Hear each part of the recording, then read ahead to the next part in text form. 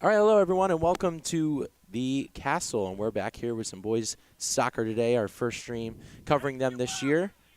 They're going against the Lindenwold Lions. We were off to a little bit of a late start due to some technical issues, but we're here at the Castle covering on a beautiful day. I'm joined with Connor Warrington on the air, and Lindenwold with an early opportunity here gets immediately shut down by Dean Collins.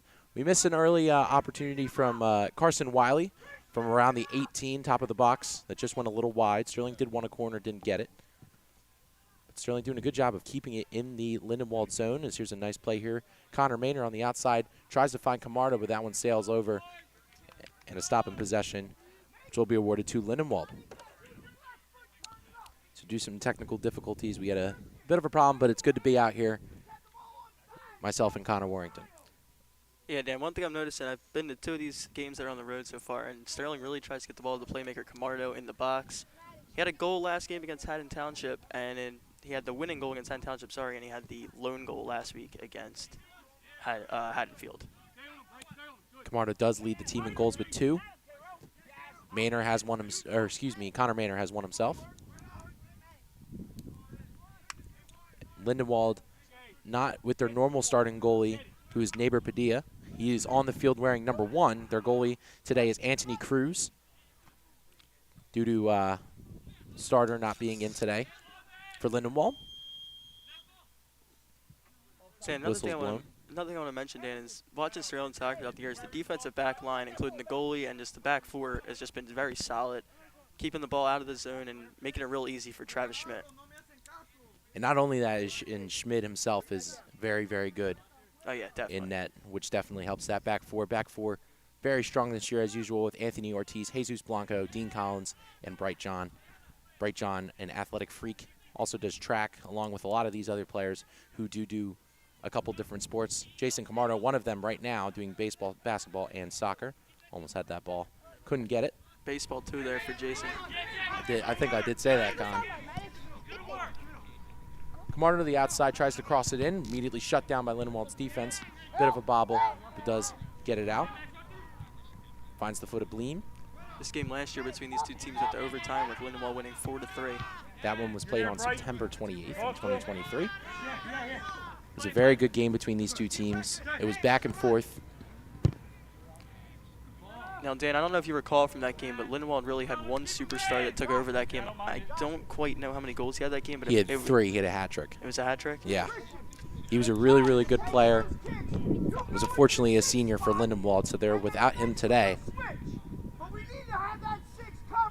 Their leading scorer this year is Marvin Padilla,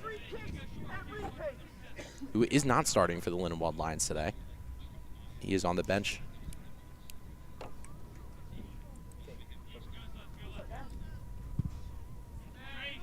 That one's skied away into the middle.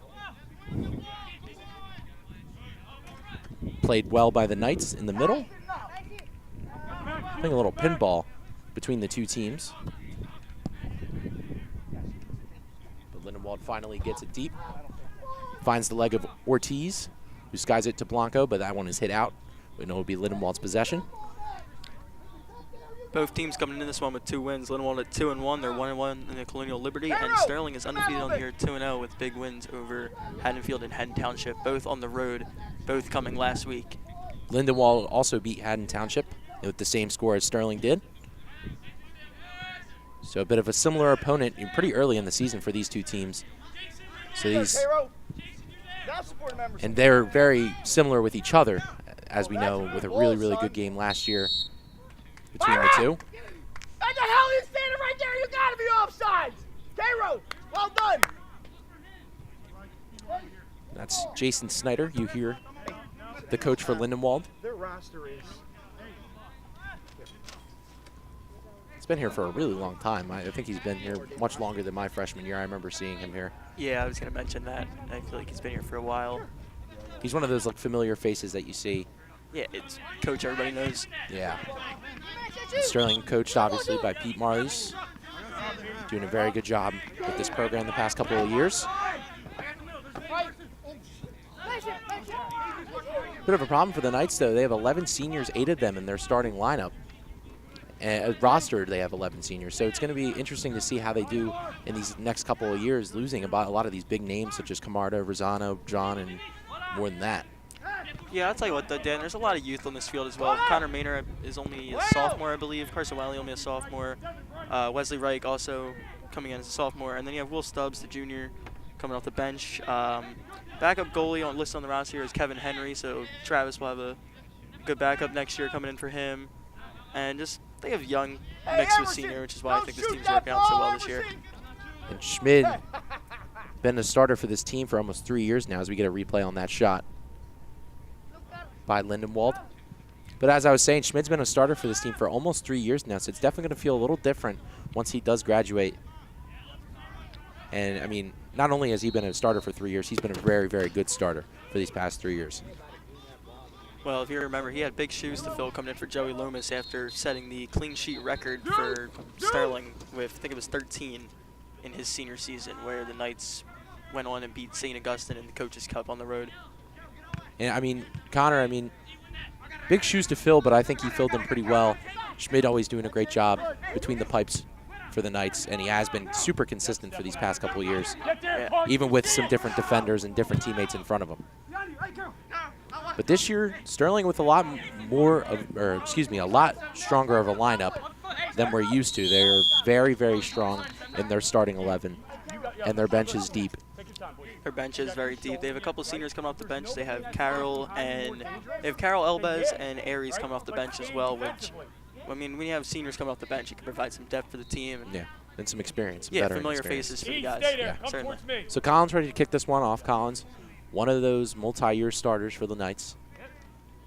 Done a really good job on that back line as he skies it, trying to find Camardo. Another multi-athlete for the Knights there. Collins also plays baseball. Very good second baseman for the Knights.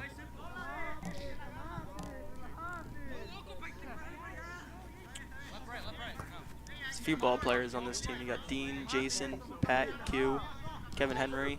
Yeah, and that's a few familiar names for our man Tad in the truck as well. So thank you all for joining us here. I'm Daniel Leakin, joined by Connor Warrington on this beautiful Monday afternoon. Weather is absolutely beautiful at a nice 77 degrees right now, and it's beautifully sunny. No clouds in the sky. Beautiful day for some soccer. It is a beautiful day for some soccer, Connor. I do agree with that. This is normally baseball weather. This is what I'd say is the definition of baseball weather, but it definitely plays the part for soccer as well. Watch the counters. You and Henrik in the middle. In behind. And as a corner kick being taken here for the Knights. Ortiz is the first head on it, but it is hit out pretty quickly, and that it will be possession of Lindenwold. So a nice corner kick there being taken by number 12, Ethan Weitzel. Or excuse me, that's number 10, Ethan Weitzel. As we're going to look at some of the standings here, Sterling is 2-0 and 2-0 in the conference. West Effort with the same score as well. Lindenwold Lions are 2-1 and 1-1 in the conference. The Haddon Heights Garnets are 0-1 and 0-1 in the conference. Haddon Township 0-2 in the conference. Those two losses being to Sterling and Lindenwold. And Haddonfield is 0-1 and 0-1 in the conference. That loss being to the Knights. So Sterling doing a pretty good job taking care of the division right now. Another division game here, so a big one for the Knights in Lindenwold, and definitely the competition to play the part. And Dan, Wednesday I think might be the biggest game of this young season for the Knights, and maybe even the whole season. They're hosting West Effort, and I've been hearing, I'm friends with a lot of the guys on the team, I've been hearing those are the two teams that are really competing to try to take care of this Colonial Liberty division this year. So definitely a big one. We will be out for that one here at the soccer field. So a big opportunity for the Knights here. Oh yeah. Went right in between the legs of goalkeeper Anthony Cruz, again filling in for their normal goalkeeper Neighbor Padilla, who I actually wrote down as the starter, but playing in the field here for the Lindenwold Lions, wearing the jersey number 1. So some of the stats here for the Knights: Jason Camardo with the only two goals for the Knights, Connor Maynard with the other, and Quentin Rosano has 2 assists, and Travis Schmid in his 2 games played has 10 saves. So pretty good start to the season for the Knights. This one gets passed out to Weitzel. Weitzel going to kick it in, looking for a Sterling head in the middle. Someone jumps up and tries to get it, hits it to Bright John. John in the middle and scores! Anthony Ortiz coming from the defensive line, playing some offense. He gets the first one for the Knights, It's 1-0. Very nice play there by the Knights. That's 2 defenders off the back line coming in for the corner kick and putting it in the net for the Knights. Great job by Bright John to feed him the assist, and Ortiz to slam it home, give him the early lead, 1-0 Knights. What a play, great corner. Ethan Weitzel with a great pass into the middle, finds Bright John, straight to Ortiz. Sterling has been ahead in all 3 of their games. They've jumped out to a 1-0 lead. Let's see if they can hold that and add some more onto it here. A sensational play there from Ortiz. Someone we don't see score very often, Connor. Normally in that defensive line for the Knights. Comes up and knocks one in off the corner kick. He is very good on that defensive back line. Ortiz definitely one of those stars. He has been for the past couple of years too. On the ground, there you go. On the ground. Get there, Byron. Get there, Byron. Definitely the definition of a student athlete. He does it inside the classroom as well with amazing grades, AP classes, and an absolutely amazing athlete as well. As the ball is played up to Connor Maynor, gets himself in a little bit of foul trouble there. And Dan, that's another multi-athlete there, multi-sport athlete in Ann Ortiz. Yeah, track star. Yeah, Sterling's just filled with multi-athletes, which definitely helps out here. You get the speed, endurance, and all that. But then also having some soccer knowledge. These guys, I used to play on their team at Tarkill. These guys have been together playing since we were 5 and 6 years old, and you can definitely see it. The communication out here is great between the Knights as well. Connor, you didn't make it up to the main roster here for the Knights, or? I gave up soccer after freshman year. Ah. Well, I'm happy you can join me in the booth now, Connor. You haven't been out all season, so it's good that you get your first reps here for the boys soccer team. Yeah, no, I'm happy to be out here. Hoping to come back out Wednesday for the West Effort game as well. That's a big one. It's going to be a great game, yeah. 2 evenly matched teams. As we're going to take a replay here of the goal. That is what resulted in the corner kick for the Knights, which led to that goal. So that important mistake by Cruz is really what resulted in the Sterling success in getting that corner kick and getting it into the back of the net.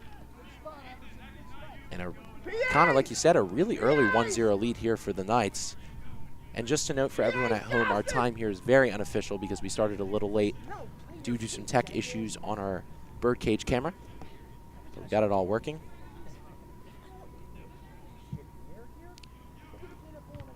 We do not have it working, according to Mr. K in the truck. You got to do what you got to do sometimes, and we're going to continue without it. It's a clean tackle by Carson Wiley and a bit of shove by Maynor. We're seeing a very physical game out here early. Both teams getting a little chippy with each other, but and I think that's what to expect between these 2 evenly matched opponents, and not only that, in the division as well. yeah, I mean, any sport, you got 2 division rivals going at it, and not to mention Lindenwold's only 5 minutes up the road, so it's a close rivalry. Maybe not as much attention as the Haddonfield-Sterling rivalry, but As Coach Snyder and Mr. Schulz exchange a handshake and hello. It's a nice grab by Travis Schmid, very casual.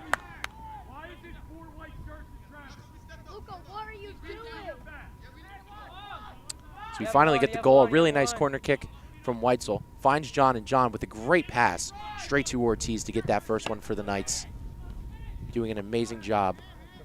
The 2 defenders, Connor, I mean, something we're not very familiar seeing them up on the offensive side of the ball. But I guess that corner kick set them up for success. yeah, and Dan, going back to what we were talking about youth, the first 2 guys coming off the bench for Sterling are both underclassmen, with George Walters being a sophomore and Wesley Reich also being a sophomore. Being the first 2 off the bench, it really shows the depth this team has. Wesley Reich was a starter last year in most of these games, if I recall, so. And now taking more of a bench role to Connor Maynor, who does have one of the goals for the Knights on the season. I would expect Reich to be a big part of this team next year. And now what I feel like Sterling is doing, and something we're not familiar with them doing, especially for the past couple of seasons, is that Jason Camardo is playing more of an attacker role for the Knights. Definitely not going back as much on defense as he has previous years, where he was playing that midfield kind of role. It's treating them pretty well this year, leading the team in goals right now, and Quentin Rosano leading the team in assists. They have a good connection together, and they both play up top with each other, so I really like the way that duo is looking this year.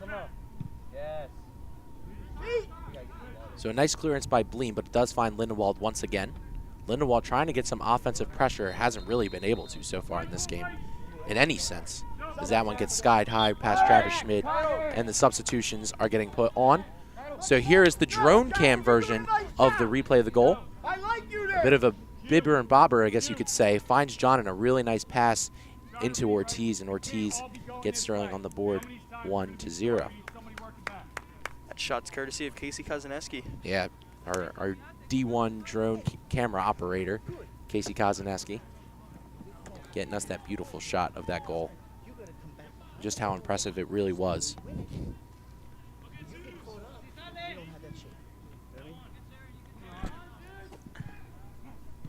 So the Knights progressing on after that out of bounds. Weitzel tries to find Camardo. Camardo trying to outrun Lindenwold. Does. Gets to it first. Tries to put a move.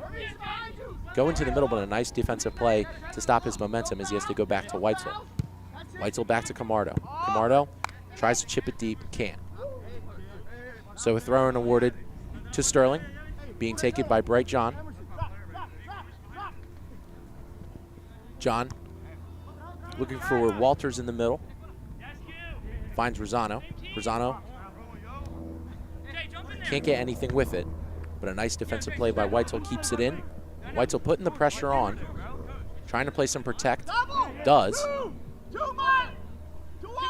Weitzel doing a good job of keeping it in. That looked like a foul down there in the corner to me. So our pro soccer analyst, Connor Warrington, not too happy with the refereeing. As Blanco tries to put a move in the middle, does. Fires a shot.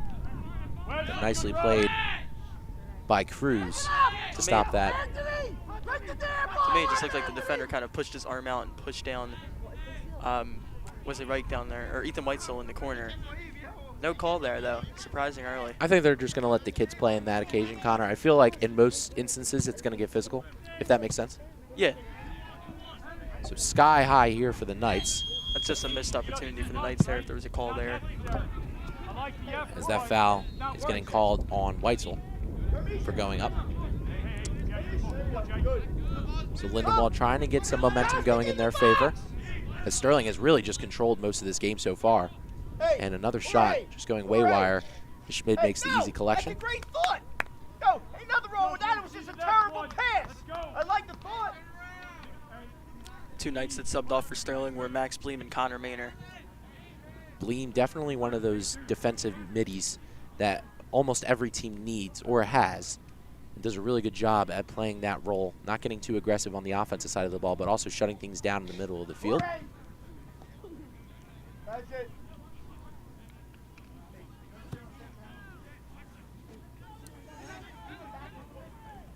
So Lindenwold again, still trying to find that first goal, trying to find that equalizer. Hasn't been able to find that spark really so far in this game. Sterling defense and midfield doing a really good job of shutting it down. As Walters tries to make a nice pass in the middle, can, but does play some good defense to get it back. Reich leaves it to Ortiz. Ortiz fires it. And Connor, I'm seeing Reich in a bit of a different position this year. At least if my eyes are serving me correctly. That looks like him on that defensive side of the ball. Yeah, I believe you're right. I believe he was playing more up top last year, but maybe that's just the thing. Maybe he matured, and maybe they realized, oh, well, we could use him back on the line as well. So you have provide some stability when Bleem comes off the field. You have another guy to go on that back line. I mean, that just shows the depth that Sterling really has. Sorry, Connor, I cut you off a little bit there, but you have two absolute speed demons on the outside between him and Bright John, and I think that's a really dangerous duo. You do, and then you have real two physical guys in the middle between Collins and Ortiz. Man, the team is very deep this year, something that we have not seen in the recent years with Sterling soccer as Blanco makes a really nice play. Blanco taking it up himself, tries to find Rosano. Rosano can't get it as he gets blown off sides. Rosano not happy with that call. He's either not happy with the call or not happy with himself, and I really can't tell the difference. Because I think in my eyes it was pretty blatantly off sides. I think he was definitely a foot or two ahead.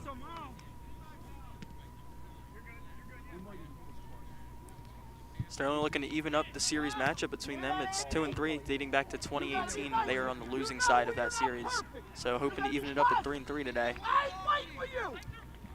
And Connor is correct. Sterling's last games with Lindenwold, they're 2-3. I think circa 2018, actually. That's how long it was for a while until they played him. But in the past couple of years, they played him pretty consistently. And now in a division opponent, we'll be seeing them a lot more often here at the Castle. As Blanco takes it himself, puts a nice move, trying to get some room for Weitzel. Weitzel fires it, trying to find Camardo. Camardo, with his speed, gets there with a nice move over to the defender, but kind of can't get the shot off. He does, but it goes wide. So a really nice move over the defender for Camardo, but this game stays at 1-0. Yeah, that was a beautiful move by Jason. I mean, it was a great ball up by Weitzel as well. Sorry, I had to look down there. But that was a great ball, and Camardo with the flick over the defender's head and just couldn't quite get the angle for the shot. He still took a chance, and it's one thing you like to see is them taking chances even if they don't think it's going to go in. Being aggressive definitely puts pressure on the defensive line, puts pressure on the goalie, and so Cruz trying to get it to his teammates, but Wiley puts a head on it, but it is awarded straight back to Lindenwold. So head-to-head, Lindenwold is 3-2 in the last 5 games against Sterling. Sterling's last win came in 2021 on September 27th, and Lindenwold's last win came on September 28th, 2023. And Lindenwold is outscoring in those matches 10-9. So obviously you can see how evenly matched these games have been in these past couple of years. Between that outscoring stat, only a 1-goal difference separates these two teams. yeah, we've seen it year after year. It's an even matchup between them. And seeing that it's 10-9, I thought it would have been a little more lopsided on there for a little bit. But so now it's even 10-10. So a whistle is blown. So there's an injured Lion.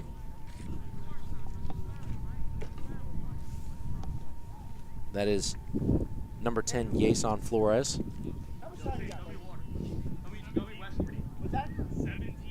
As he is very, very slow to get up.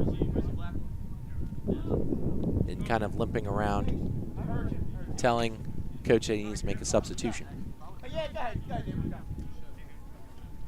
And the sub coming in for Lindenwold will be number 1. That would be Neighbor Padilla. Or Padilla, sorry. Who Dan, before the game we found out will be playing goalie in the second half is the game plan for Lindenwold at the moment. So he is their usual goalie, doing a really good job in net for the Lindenwold Lions last year.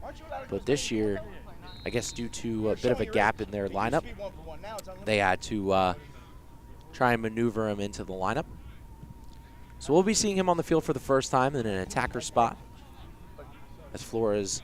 And Padilla only being a freshman as well with 14 saves or 11 saves on the young season is really well. Yeah, he has 3 games played and 11 saves.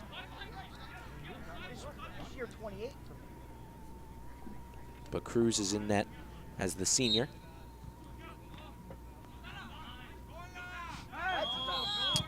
As Walters tries to make a good play on defense, but gives him a little shove in the back and definitely knows it. As another injured Lion is on the ground. Neighbor! That was number 11, Justin Acosta. That's just a costly penalty down here this deep into the zone. You don't want to be giving up that, especially as an underclassman. You don't want to be giving Coach Marley's anything to be mad at. This is either you or Neighbor. Now let's see how the Sterling defense can respond to a good chance here for the Lindenwold Lions. Yeah, definitely one of their best chances of the game so far, and Connor, in a game where Lindenwold has not found any success in the midfield and the offense, a little over 20 minutes in. Yeah, this is their best chance so far, and for Lindenwold, you would like to see them put this maybe far post, see if someone can run after it. Well, Lindenwold does try and shoot that one, but it goes way wide. That was a throw-in.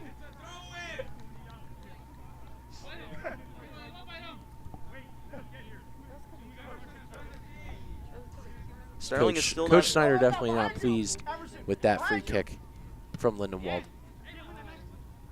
Camardo with a nice pass to Bleem, but it goes straight back to Lindenwold. Lindenwold looking to make a play, but a foul inside the box. Committed by number 21, Jorge Meja. Both guys got tangled up there, but 21 pushed his arms out to push Collins to the floor. Easy call there for the refs. Good call. So Ortiz looking to take this kick for the Knights. Has the lone goal in the game so far between both teams. As he fires this one, looking for Camardo. And a nice touch by Camardo to keep that one at his feet, but good defense by Lindenwold as he goes straight to John to recoup. John finds Bleem, Bleem back to Collins. So good defense by Lindenwold to force Sterling to reset, but it does find Ortiz once again as he fires it. Looking for Wiley. Wiley, another one of those multi-sport athletes, playing lacrosse under his dad, Coach Wiley. And Walters taking this one up himself. Way to push through. But another push in the back is giving Lindenwold the ball. Coach Marley's will go to the bench and make a sub here. The freshman Rafael Sanchez Batista is going to be checking in. So Dan, back to that depth thing we were talking about. You got a freshman coming in, and this is good minutes too, early in the game, midway through the first half here, unofficially. Definitely impressive, and I mean, Coach Marley's is one of those coaches that, I mean, he'll plays his seniors all the time. If you earn that spot, you earned it, and it's very impressive to see that a freshman has earned this spot in some of these big minutes for the Knights. So good defense by the Knights as the whistle blows. Can we please keep our hands down? Turn! Turn! We could It's a see nice kick by Lindenwold. we could see the game is getting a little more physical and maybe a little more sloppy by the Sterling defense, where they're using more of their hands, more than their feet and their legs. Yeah, and Coach Marley's did not seem pleased with that last call there. Not at the refs, but at his team. There have been a couple of plays by Walters that have really showed that example that Connor just said with the hands, and another one in the Sterling midfield. But they just had a 2-on-1 opportunity, but nice defense by Lindenwold to keep that one in, and another whistle blows. That's in possession of Sterling. And I believe they're going to call that on Walters again. Yeah, Walters with a couple fouls so far really just can't keep his hands down. Given a few shoves. That one looked a little less noticeable than the last. But I think, Connor, after you do it a couple times, they're the going refs to start looking for it. That's exactly right, Dan, yeah. So Lindenwold kicking it off again. Ever since that goal from Ortiz, it's been very slow on both sides of the attacking. Lindenwold had a free kick opportunity that went a little wide. It's a nice physical play in midfield by Lindenwold, but Sterling does find it. Reich dribbling in his own zone. Should be a little careful, though, but gets around using his speed. Looking for a pass. A little short. Lindenwold has a pair of subs coming in as well. They have Hendrik Guerrero, number 12, checking into the game, and number 27, Cairo Reyes, is going to be checking in. And Sterling's going to add Ethan Weitzel to the mix. Blanco with a really nice clear as the pressure was getting on that Sterling back line. As looks for Connor Maynard, but can't get it. So Lindenwold begins to dribble through the middle. Coach Marley's trying to keep fresh legs out here. You can really see that. He's substituting through the bench every couple minutes here, just making sure everyone's at their top of ability here. A nice defensive play from Camardo. Very important to mention how big of a field this is for Sterling. Speaking of those fresh legs that Connor mentions, this field is one of the biggest in the conference and probably one of the biggest in South Jersey in terms of the dimensions of it. So you're going to get tired pretty quickly, so Marley's knowing that it's important to keep those fresh legs out there. The two sophomores, Carson Wiley and George Walters, will be the ones checking out for the Knights. Walters with a little bit of a rough go at things, having a couple penalties that weren't costly but could have been against Sterling. It's over your head. Blanco with a really nice play. And Maynard comes up trying to get it forward. So almost finds Bautista, but a Handball whistle like. goes up, looks like a handball. And Sterling will be awarded possession.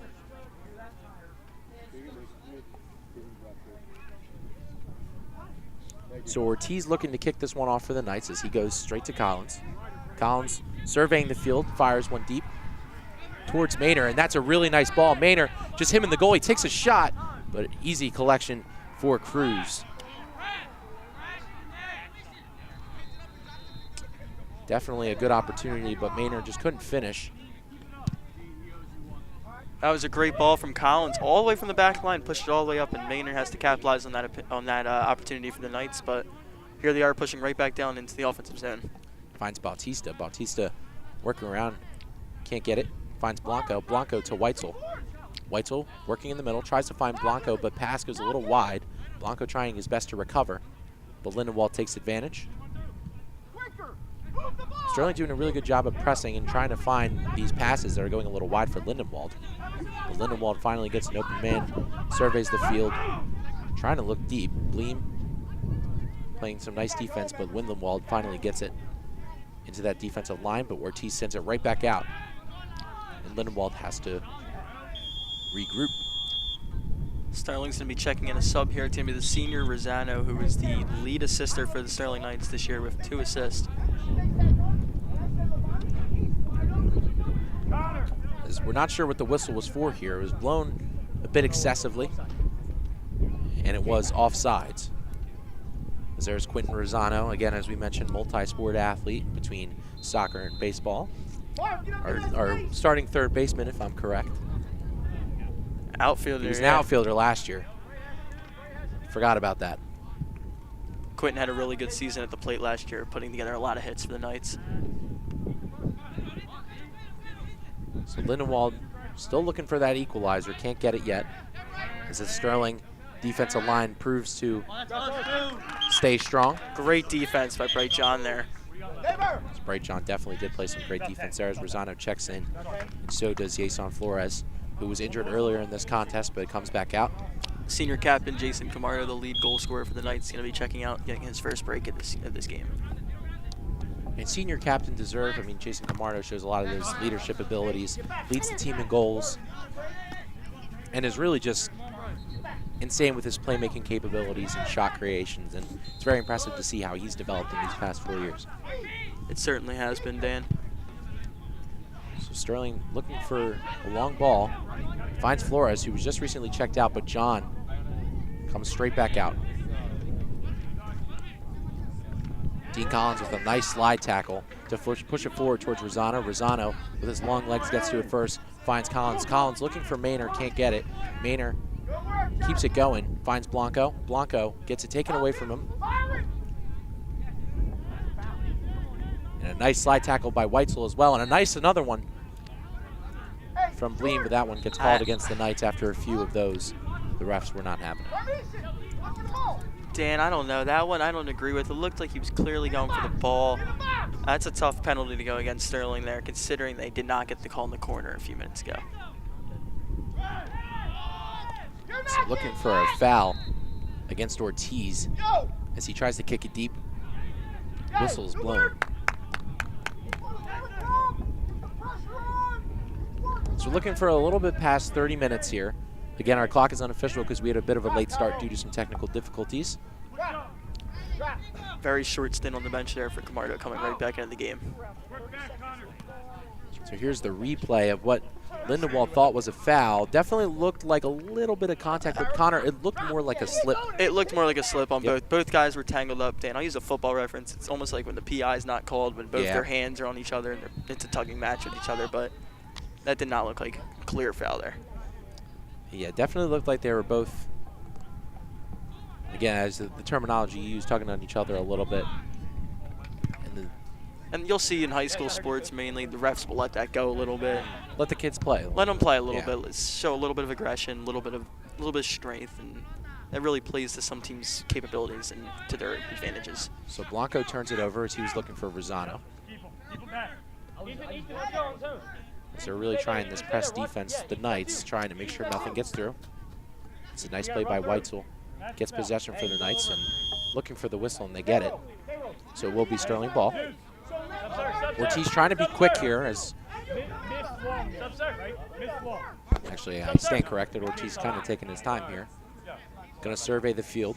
Pass Collins to his left.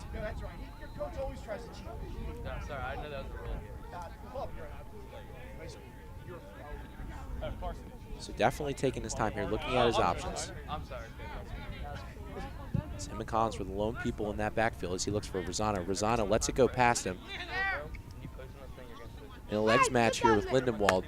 Rosano trying to prevail, trying to use his body a little bit, but nice play there by number 22, Carmison Cassis. Sorry, Dan. Coach Marley's really has Quentin playing from a few years ago, the Mike Berkeley role, where he's playing up there and he has to use his strength and his speed, and it's really working. I mean, I've been in all the games so far for the Knights, and his ability to make plays happen and put the ball on mainly Camardo's foot once he gets in that box, it's really something special to watch this year. Yeah, Rosano does use his strength to his advantage. One of the taller and a little bit more built players on the team. In the relatively small team and young team filled with a lot of quickness, Rosano really brings that physical aspect that they need. Yeah, this really isn't its all team for the Knights, but they're using speed to their advantage, and that's really working out. So Rosano going one-on-one. It's kicked back to him, but he keeps it in. As Blanco makes a nice play with his shoulder. And they're going to get him for a hand, yeah. Boys are playing on.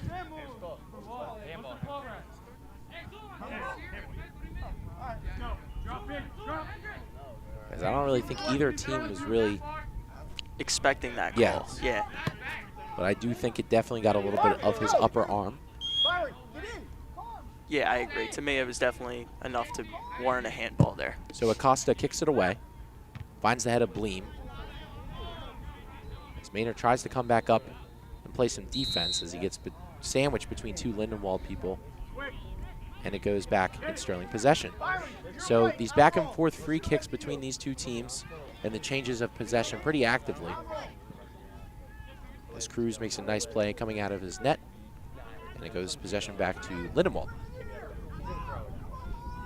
We're still seeing the theme of a real back-to-back game, and it's back and forth. I mean, there's really nobody controlling the game as of right now. I don't agree with that one there for the hand. It looked like it caught more of the chest. No, I think it definitely got a little bit of his hand as we'll get a bit of a zoom in here. Yeah, it was shot into his hand, but nevertheless, definitely still going to call that every day of the week. As Rosano makes a nice defensive play and keeps it in as he says it's their ball. And as the substitutions come in, as Connor mentioned, Camardo and Wiley coming in for the Knights. So a little bit past 32 minutes, or we're going to say 32 minutes unofficially for right now. But just know the unofficially is very unofficial at the moment. Technical difficulties to start. Yep. Checking out for the Knights there was Rafael Bautista and Wesley Reich. The drone says corner kick. So Coach Snyder saying that we should use the drone to catch for the corner kick. We are not allowed to do that. Not allowed to do that. We had an instance like that last year where Brian McLernan had to get to the time in a basketball game, even though technically, according to New Jersey rules, we are not allowed to do that in the sport. I'll tell you what, if Coach Snyder had a challenge flag, he might have thrown one there. Yeah. So Lindenwold starting to progress again. Sterling backline again, just doing an amazing job so far, keeping them out of this offensive zone and playing some really stellar defense in this first half. As it finds the foot of Bright John as John skies it. Lindenwold keeps possession at the moment. They do. But it finds Blanco. That means get back. Blanco, one of the more technically skilled players, has probably been playing for the longest. Definitely really good with all aspects of his body. You see him use his head a lot.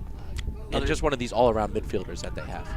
Definitely, Dan. Another senior captain for the Knights.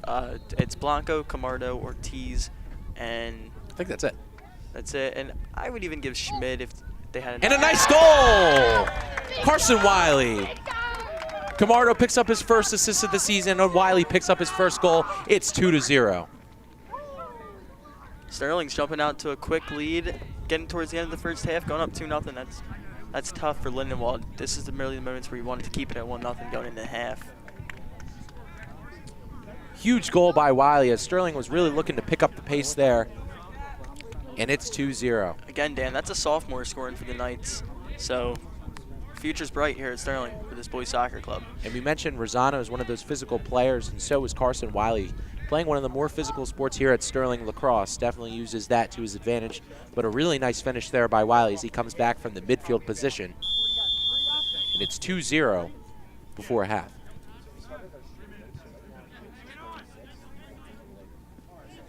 I believe I just heard the referee tell Coach Snyder there's 2 minutes to play in the first half. So good ears by Connor Warrington as we're going to take another last look off of our drone. Shot by Casey Kozaneski, a nice finish by Carson Wiley. Just sneaks past Anthony Cruz. Makes it a 2-0 contest. So as Connor Warrington mentioned, about 2 minutes left in this half. Lindenwold definitely has some ground to make up towards the end of this half and into the second. As it's awarded to Sterling, that's really good defense there by Jesus Blanco on the outside. Sterling is playing a very good game so far throughout the first half here. been a couple slip-ups, but it's been overall a clean game for the Knights, and the 2 goals coming pretty quickly within each other. And the first coming within the first 15 minutes of the half from Anthony Ortiz, and the next coming just a few moments ago from Carson Wiley. Highest scoring half of the year for the Knights. They've been held to 1 both times. Great stat there by Connor Warrington as the senior and sophomore changed that result.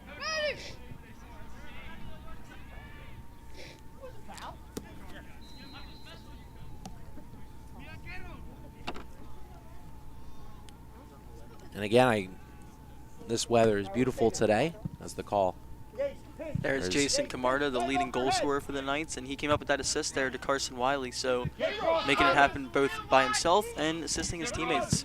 He definitely has that veterancy that we talk about. One of the team captains here for the Knights this year. It's a bit of a mistake there by Lindenwold. A big moment in Camarda's career that has now blossomed into the senior captaincy is sophomore year. He was away at West Effort in the playoffs, and he put one in the back of the net coming off the bench, and that was a pretty cool moment. He played with his brother on that team. Speaking of West Effort, that is going to be the next game that we cover here at Sterling Channel 19. It'll be the Knights going against West Effort on Wednesday at 4 o'clock. Will be streamed live on Sterling TV 19. Hopefully we get more of a start on time. That is a big matchup in any sport here at Sterling. West Effort comes to town or we go to West Effort. It's a great matchup. And as of today, both teams are undefeated, as we mentioned earlier in the broadcast. And as Connor said, West Effort is one of those teams that are really in contention to give Sterling problems in this division. As Blanco finds Weitzel. Weitzel tries to put a nice move on the defender and tries to cross it in, looking for Camardo. He gets tangled up on the outside, and that one will be going to a goalie kick to Cruz.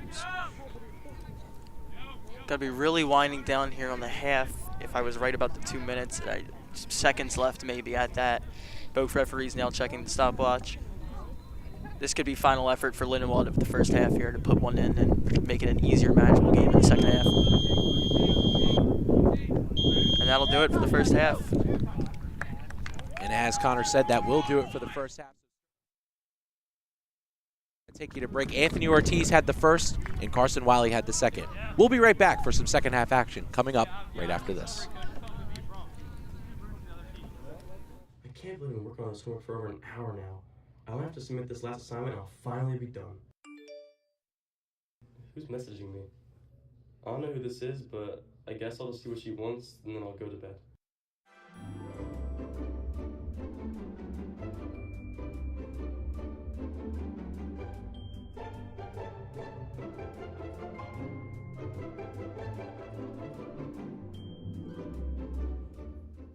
What? It's got you all excited. I have a date with this girl I met on Instagram earlier this week. This is my first time meeting her in person though. You just met this girl yesterday, and you're already going on a date with her? You're crazy, man. You gotta be careful. Whatever, man. You guys just may have a date tonight.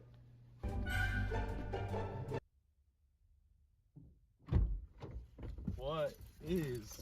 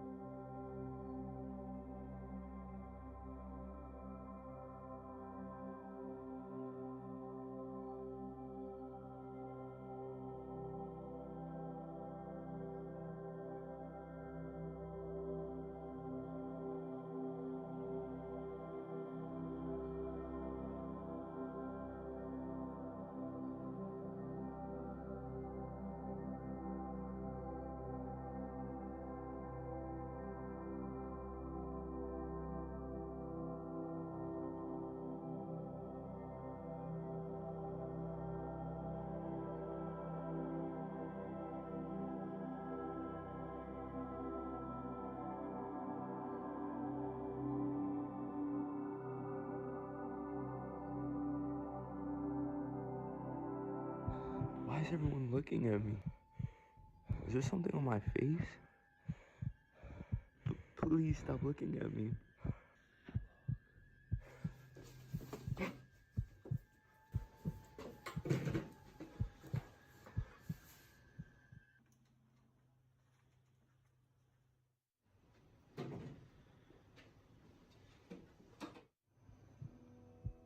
Your clothes are dirty. You're ugly. You're so crusty. You smell. You look ugly. Everyone sees you. That's why your shoes are raggedy. You're alone. I'm gonna fail you. You're never gonna get to college.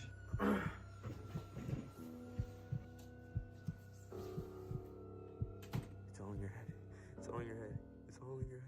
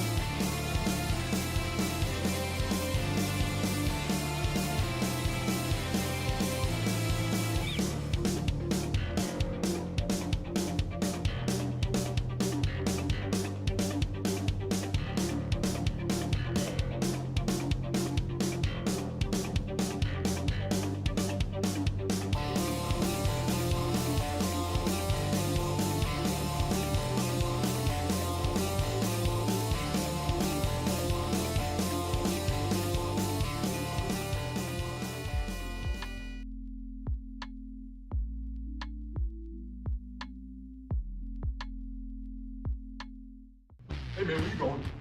Yo, what the heck, bro? What the heck? Yo, man, chill, chill. Yo, bro, chill.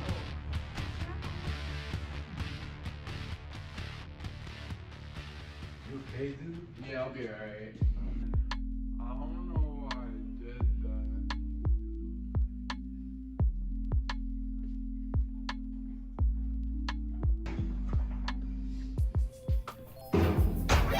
Sorry for pushing you around, man. That was really messed up.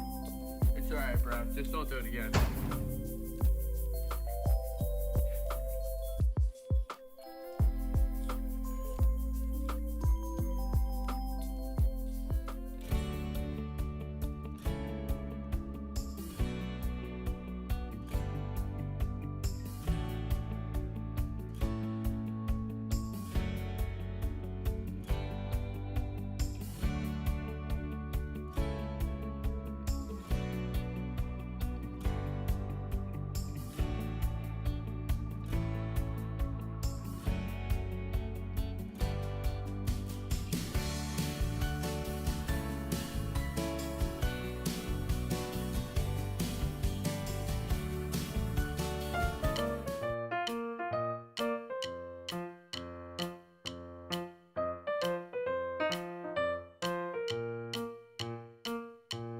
Guys, put your IDs on.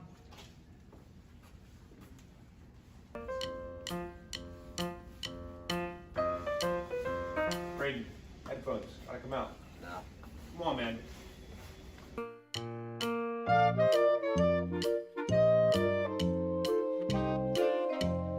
Yo, Brayden, you know you're not supposed to have your jacket on, man. Come on, take it off. Put it in your locker. Nah, I'm good. Stop. You have your jacket on, AirPods in, and no ID. Go to internal.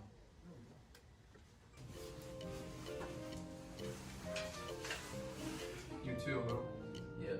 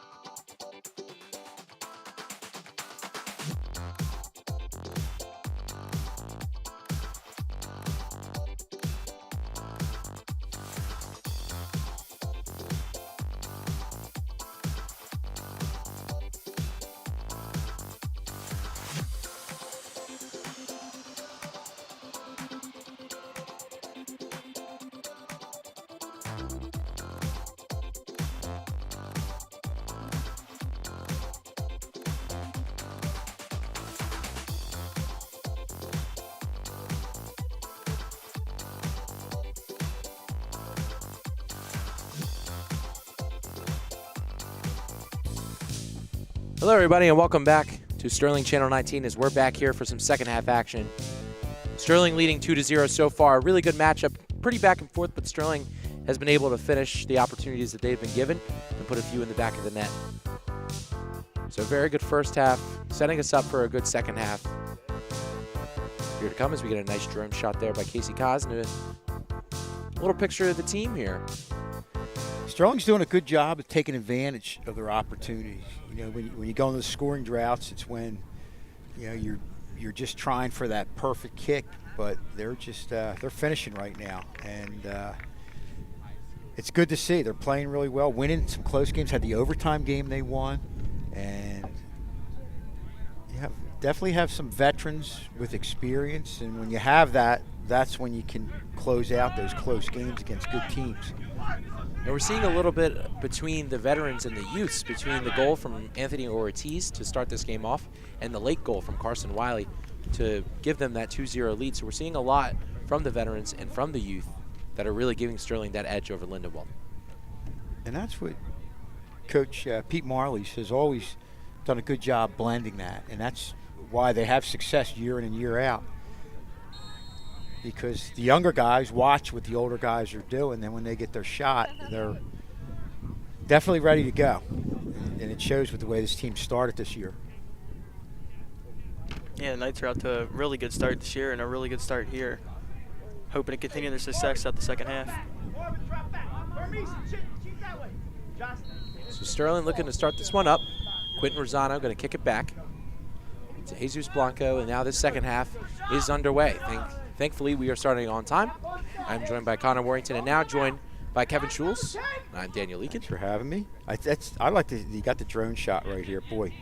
It's beautiful. It's great for us to watch, but this is just, if I'm a player, I would love watching this because, and I think we said this before, at certain points you feel like maybe people are converging on you, but you can see how much space you really have in a lot of situations when you look back at it. And that's what actually a point by my dad was back at home, using that drone footage as almost like a film study to really see how much time you have and really see, you know, what plays you can formulate in some defenses, and just how useful it really is for the Knights and for the Lions to really go back and watch some film on how they were doing. And just as we were talking, you know, we were talking about some of the younger players that are playing. That's one thing a younger player does is there's still a little bit of panic in them, and they get rid of the ball too quick. But they, you know, can look and see and say, "Geez, you know, maybe I had more time. I could have looked for that extra forward and just waited for the play to develop. Just one, you know, maybe a second more." And before you arrived, Schulz, Coach Schneider was insisting that we use our drone camera for VAR on one of the on a not called corner kick in Lindenwold's favor. He almost threw the flag on it. Yeah, looked like the Belichick meme that's all over Twitter for like a year straight. But nevertheless, the advantage of Channel 19 instant replay. Yeah. Nevertheless, Lindenwold with a free kick from almost the exact same spot as they had one earlier or later in the first half. So looking to capitalize this time. Yeah, it's a dangerous opportunity for Lindenwold, or for the Sterling defense, and a really good opportunity for Lindenwold. Really muffed on that first one they had, though. They're looking to definitely, at the very least, put one on net here. It's taken. And right in the back of the net. Really with an absolute screamer. What a great shot. Sorry, from number 17, Marvin Padilla, the leading scorer for Lindenwold, puts it right past Travis Schmid with a really powerful shot. It's 2-1. And just got it inside the post, hit the post and went in. And that looked like one of those shots where they put the spin on it and it kind of arced in, but boy, hit it to the perfect spot, and that makes this a game. Obviously, Lindenwold wanted to get that first one to come out here in the half, and we're able to do that. And right now, we've got a ball game here. Definitely have a ball game, and Lindenwold was really looking for that as we're going to look at the replay here. Just an absolute nice shot right off the post. Schmid could not get there in time. And Schmid, I mean, his reaction time is stellar. It's really hard to put one past him. He's one of the better goalies, if not one of the best goalies in the conference, and probably in most of South Jersey. That's a really nice shot by Padilla to get Lindenwold right back in this game. Another thing we mentioned in the first half was the goalie switch that was going to happen, and Padilla is now in net for Lindenwold, so that did happen at halftime. Coach Schneider looking for a new face in net. Only a freshman. So neighbor Padilla coming in net for the Lindenwold Lions, has 11 saves in 3 games. Now, if you're Sterling on offensive attack here, knowing that there's a freshman in net, I would be peppering him with shots and just eventually hoping he cracks. But Padilla holding his own these past couple games, again, doing a good job of being that freshman in net for the Lindenwold Lions, and a great shout by Connor Warrington to mention that he's now in this game. So Bleem, surveying the field, is going to throw this one in. Finds Weitzel. Weitzel plays it off with bounce, but good defense by Lindenwold, and Lindenwold's off for the races. Pushes a little too far as that one comes towards the announcer's table. I thought that one was going straight for Connor Warrington. I would have made the play. Unlike Connor Strauss. And I think I mentioned that every broadcast, but it is still one of my favorite clips to this day of him dropping the ball that was kicked directly towards him. So Blanco plays the edge. Blanco using his burst of speed now, trying to push into the offensive zone, finds Camardo. Both teams come out of the half playing a quick game. Very. As John looks for Collins, Collins over to Ortiz. Ortiz looking to send this one away, and does. The really nice boot towards Blanco, but he's called offside. And Dan, now that Lindenwold has got this goal back to make it a 1-goal game, you see them pushing up and being way more aggressive than we might have saw in the end of the second half there. They are now back in this game, and Sterling defense needs to put them out of it. Yeah, with the way Sterling has played this year, the last thing you want is to get down by 3. So that's why that goal early on in the second half was huge for Lindenwold. Just a burst of confidence and a second wave of energy for them here. So Lindenwold throws it in, finds the head of John. Goes straight out again. So there's a lot of whistles here for practices in a freshman or JV football game, which is happening on the turf.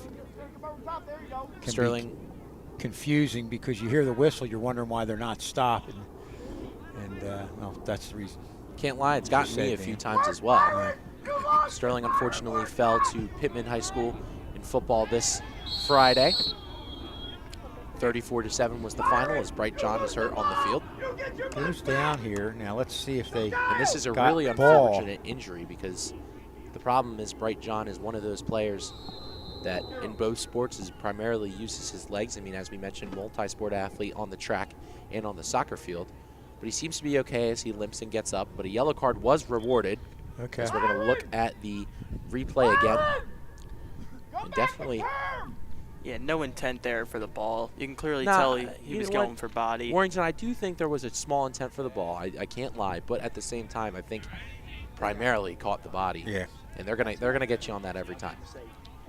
So our next TV game is Wednesday Soccer versus West Deptford at 3:45 p.m.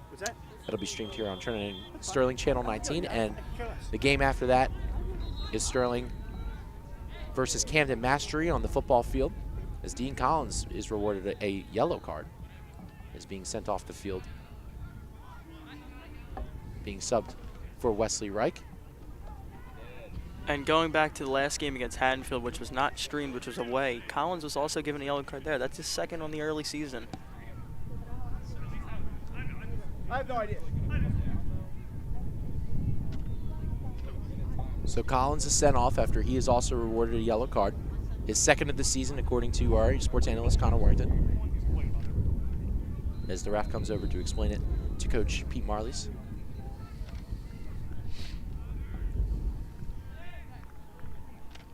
As we see them having a bit of a conversation there. Collins appeared to walk off and tell his teammates he didn't say anything. But, I mean, if the ref heard something, Connor, I doubt that's true. Does the drone have sound? Could we put the drone like right over We top need- of yeah. conversation? Well, I honestly think that might be close to illegal in terms of the sport. Probably. If we put it too close, you know what I mean? Yeah, we could get in a little bit of trouble for that. Yeah. So Sterling is still awarded the free kick from the previous yellow card. As Blanco fires it, looks in the middle. And a nice clear from Lindenwold, but Bleem is there to kick it right back in. K-Row, get out of there! As Lindenwold's ready to push the tempo.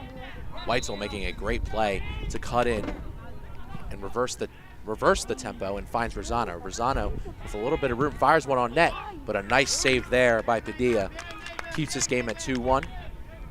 Well, that's a real good job by Quint Rosano. Sensing the defense was back on their heels and backing off and knew he had just a little bit of room. And you get in that position, just fire away and put him in the net. Anything can happen. You see right here, he got it, went to the right and kind of got the defender, spun around and just unloaded. But before that, a nice play by Ethan Weitzel to recover on defense and really drive that Sterling offensive push, trying to give them that 2-goal lead that they once had. So Lindenwold dancing in their own zone. Rosano applying the pressure, but they do get it out. But it finds Carson Wiley in the middle. Wiley advancing towards Camardo. Camardo gets a rough touch and it gets back to Lindenwold. So Lindenwold again trying to push the tempo. Lindenwold been a lot more offensive in this half than we saw in the first half, trying to utilize their speed here against the Knights. Schmidt comes out of his crease, a bit of a bobble. And Jesus Blanco falls on it.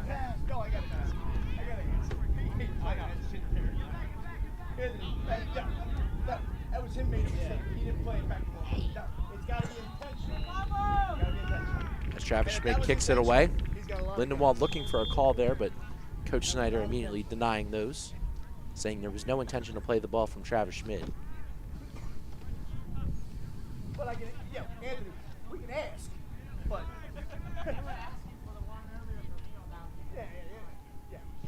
as Bright John here with the throw-in. Finds Camardo. Camardo dribbles his way out, finds John again. A little back and forth between the Knights as John kicks it out towards Blanco. Blanco playing a more defensive role now.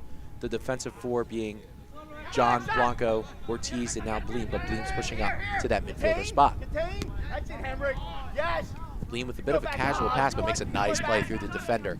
Bleem pushes it up by his lonesome, trying to make a sliding play, but can't get there. Bleem still persistent. Lindenwold gets it out and is starting to push on their own. Nice passing there by Lindenwold, with showing that good chemistry. And now they play it back to recoup. Be patient. Connor Maynard looks to be dropping back on that back line right now as well. Oh, I like that. So a nice ball from Lindenwold, but Bright John looking to beat him there. It's really hard to outrun that track superstar, as there's no foul called on that play. Looked like a bit of an intentional shove there. Connor, give us a little bit of insight. I was going to say something, but it was Sterling, so I'll take the call. And it's interesting what Lindenwold did. You saw some short passes kind of drew the defenders in. As you look at a shot right there, and then they went for the long one and almost connected, but good job by Sterling defensively to nullify that one. And then Lindenwold came right back with another opportunity. So this is a Lindenwold team that's feeling very confident after getting that first goal and the draw within one. So it's 2-1 here at about 11 minutes and 30 seconds into the second half. Thanks for all for joining us. I'm Daniel Licken here with Kevin Schulz and Connor Warrington. Good to be out here. The 76-degree sunny day here. A little bit of wind, but honestly a really good day for soccer as we're trying to get into the fall spirits here in September, as we had our first official day at school in the new A schedule that we had. So it felt good to be back to some normal routine. Definitely going to take a little bit to get used to, but I think we're all going to get it with time, as tomorrow will be the first B day of the year, as there's a bit of an injury on the field to sophomore Connor Maynard. The key to this schedule, I think, is to have your paper with every single period of every single day, whether we're talking A, B, C. Some of the schedules are colorized and you have to go jump around a little bit. I think you have to get it to where you're just going straight down and every day. You do that, you'll be good to go. So Blanco looking for this free kick in his own defensive zone as he fires one away.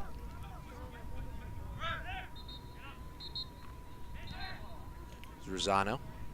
How long do you think it'll take us to have the schedule just memorized where we don't have to look at anything? I might. Right now it feels like there's a case in heaven. For me, honestly, it might take a couple of weeks, even close to a month, just because of the adjustment of the days. So it goes A, B, C, D, and then A, and then the next week starts on B. That might take a little bit just remembering what day we're going to start on. And even like throughout like the holiday breaks, what day is going to be the first one coming back. Other than that, might be pretty quick. Sorry to cut you off, Dan, but a card is being given out to a Sterling player. Bright John is going to be giving the yellow card for that. So that is the second yellow card of the game awarded to a Knight. First to the senior Dean Collins and second to the senior Bright John.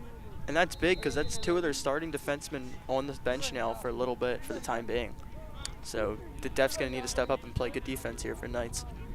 And it speaks to the physical nature that we're starting to see in this game, especially with Lindenwold coming out in this second half firing away.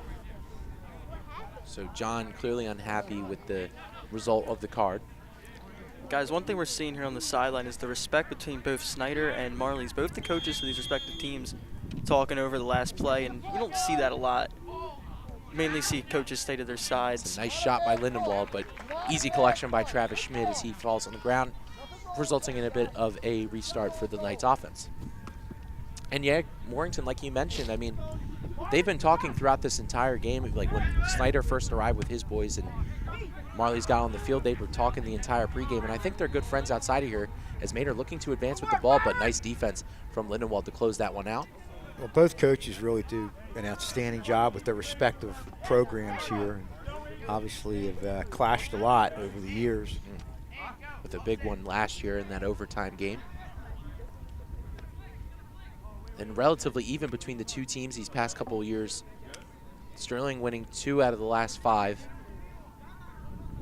And at this point being outscored, I mean, previous to this game, 10-9, which really shows how even it's been. Only a 1-goal difference separated the two. As a shot on goal easily collected by Padilla. Guys down over there already? Get him in, get him out. Yo, you got a center back? That's a nice play. Nice kid too, Chris. Yeah. Oh, I love that kid. Yeah, he was cool, he looked good. 2-1. So Lindenwold looking to regroup with their offense. As looks for Wesley Reich. Reich makes a nice play over to Wiley. And just as we mentioned, Connor, I mean, with a really good shout, Sterling's youth really is going to have to step up here after those 2 yellow cards awarded to Bright John and Dean Collins. I'm a little shocked at how this game's going, that Marley's hasn't gotten at least one of them back into the game by now. Maybe he's just trying to test out the future. Also maybe trying to send a message to both of them to try and, you know, settle down a little bit. Play a cleaner game, yeah. Good call there.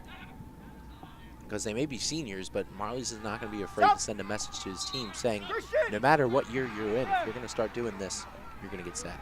And Coach Marley's is big on culture and how you carry yourself. So last year, well, actually, none of them are correct. That is the girls' soccer standings in there. That is a K mistake, but it's all right. Hey, it's been a spotty broadcast since the start. You're welcome, Mr. K. It's all good. It's been a spotty broadcast since the start. It happens every once in a while here. And as Rob Strauss said on the Sterling Channel 19 documentary, you're never going to have a perfect broadcast. And that rings true for this one here. But I could not be more thankful for my announcers beside me doing a great job today, Kevin Schulz and Connor Warrington. It's a nice play by Max Bleem. Finds Ortiz, but a nice clear by Blanco. Gives Lindenwold the opportunity to reset.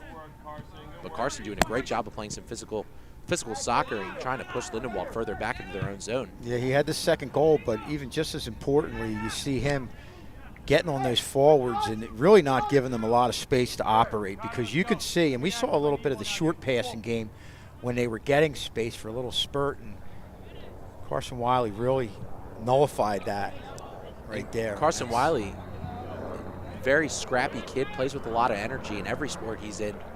And again, just super scrappy, definitely will get in your face, especially on defense. He's not going to let anything by. And I think, you know, if you go for a period of time where you're getting in their face, that even helps you because they start to play, other teams start to play more panicky. They get rid of balls quicker. Even times when there is space, they get rid of the ball quick. So it goes a long way in sending a message to another team. So handball called on Carson Wiley. Definitely a very obvious one. Saw it from here.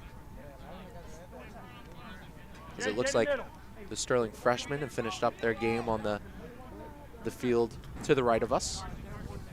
One this less game. whistle. Yeah. To have to contend. Hey, man, it's been confusing me, too. So I'm not shocked it's been confusing maybe even some of these players. Smarter playing a little bit of defense now. Clear across into the middle. Blanco does a great job of shutting that down. Wiley coming in to try and help out, but a foul is called.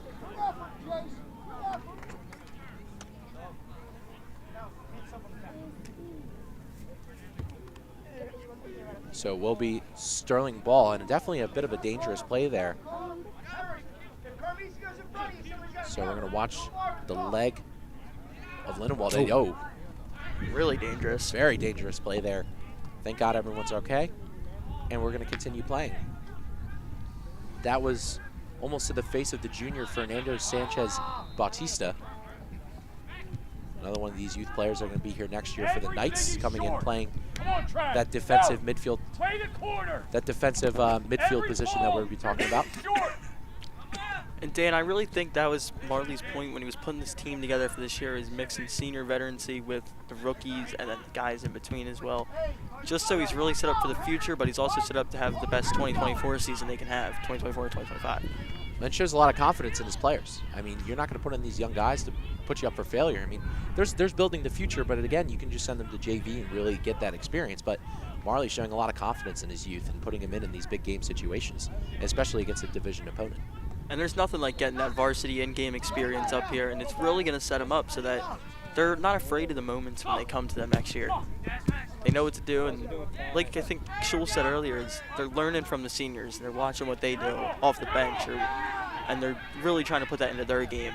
And Ethan and Weitzel has some room to go. Tries to fire one on net, but not the right shot there, as he's a little frustrated with himself, and the collection by Padilla is simple. As we look at the replay there, definitely shot it from a little far. I mean, Warrington, I think he could have made a play out of that, trying to pass it to one of his attackers. I think what his mindset there might have been, oh, maybe we'll get a good bounce over the goalie. I wanted to mention this earlier. The difference in stature between both the goalies is really noticeable. Sterling with a more big and physical tall goaler, and then you look at Lindenwold's side, and it's maybe a couple more opportunities for Sterling on the higher shots that Schmidt might get to. Very good point there, Connor. That's a very good point. And Schmidt also has that jumping leverage as well. I mean, great basketball player, great defender around the rim. Definitely big strength in that goaltender position, having that length. So that is a really good point there from Connor Warrington. As we are unofficially past the halfway point of the second half. Especially to add to your point, Connor, if they're taking the shots from far out, sometimes the goalie creeps out a little bit, and if you're shorter and you get that high looping shot as you're going back, it even gives you less of a chance to stop that. Yeah, I definitely think on that last shot attempt from Sterling, that was the play set. He saw the goalie and said, well, I could rip one from here and hope we get something. Unfortunately, the Knights said they did not, and it was an easy save for Padilla. So Ortiz looking for the give and go. Wiley just kicks it ahead, finds the foot of Weitzel. Weitzel plays with it a little bit and gets it past the Lindenwold defense. Weitzel has some room, has to speed up a little bit though, as he cuts it back, looking for Maynard. Connor Maynard looks for Weitzel again, trying to use his speed and get around the defender, and does. Crosses it into the middle, looking for Verzano. Verzano with a nice finish, but can't get it in. Coming back in here for the Knights are the two senior defenders, John and Collins. They came out for that yellow card, and Marley's made them pay their time, but they're coming back in, and that's a big help to that Sterling defense. So Bleem and Fernando come out, or excuse me, Bleem and Batista come out. I was listening to what Marley said. If you look at that replay, boy, Lindenwold's been really good at coverage on the defensive zone, but they had, you'll see Camardo open right here. You had three defenders get over there. Camardo was open right in the middle for a point-blank shot, but they just weren't able to get him the ball. And I think Marley's, this is that perfect. shot. You talk about, you see three defenders going right to one guy, and you saw Camardo open right there. Again, you look at from that drone, that's a great teaching tool for coaches and players to know that you had one guy that should have been in coverage and gone to Camardo. And Weitzel, another one of those multi-sport guys. He plays on our Sterling ball hockey team here, one of our club sports. They had a Sunday victory over Highland, 4-3, which was a very fun game to participate in. They will go go back to soccer here. Danny, are you a forward? Or I am you look like a defenseman. Yes, I am on defenseman. You look like a defenseman. I shouldn't even be touching the ball on offense at times. I'm very much just a defensive defenseman there to lay a body every once in a while. You know what? They're just as important as everybody else. You have to cover.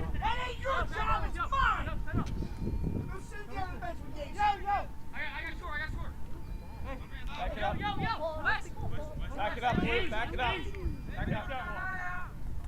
As Lindenwold has a free kick here.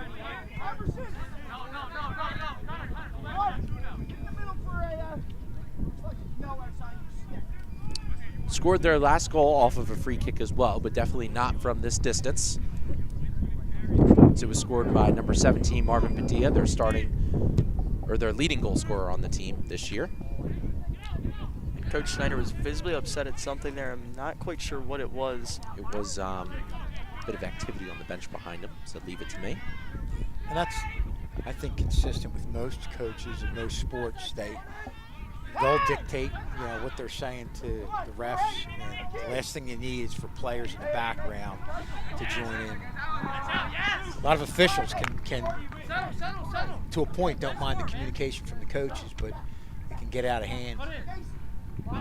If the players jump in, I think that's what Coach Snyder's point was right there. Because I definitely think, on one hand, they're definitely a little bit more disrespectful to the refs than some of the coaches are. But again, the refs are the adults and the coaches are the adults. And I think sometimes players do need to learn, and myself included. I get into it in these games too. They got to learn that. They got to learn how to communicate professionally with the refs and just not talk at all. And in most sports, only the captains can be the ones talking to the refs in terms of players. So that means everyone else can't really say a peep to them or they're going to get in some trouble. So Rosano comes up, plays a little bit of a defensive role as he looks for Maynor. Maynor has a lot of green grass ahead of him. Looks like just him and the goalie, but Lindenwold's defense comes back up, and a penalty is blown inside the box. So this could be a penalty shot opportunity as they're going to check on Connor Maynor first. Well, Christian, it may have been outside the box. Okay. Thank you, Mr. K. But Christian Valatanga, really, he didn't even need to hit forward there. He made up some space, showing a lot of speed.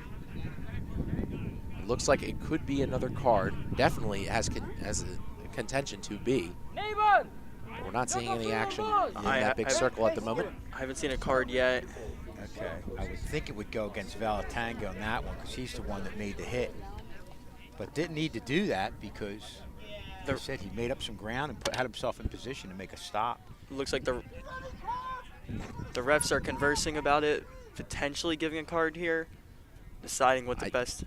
I definitely think that it could be definitely a worthy contender to be a card. That was a bit of a full physical slide.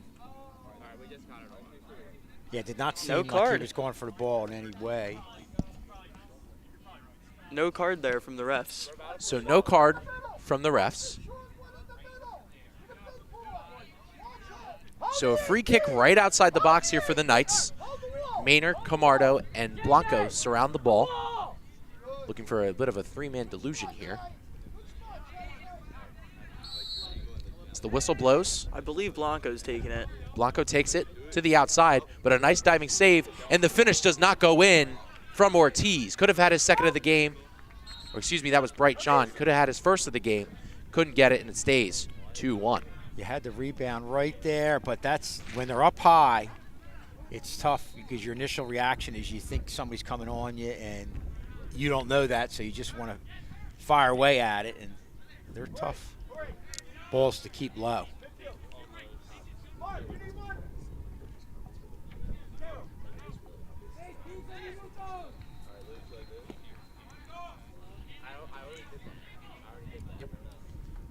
So Sterling back on the defensive side of the ball after a big missed opportunity to try and increase that lead back to 2.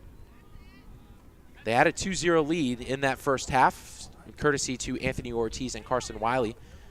But Marvin Padilla got him back into this, or got Lindenwold back into this, excuse me, to make it 2-1, and it's been 2-1 for the past around 20 minutes now.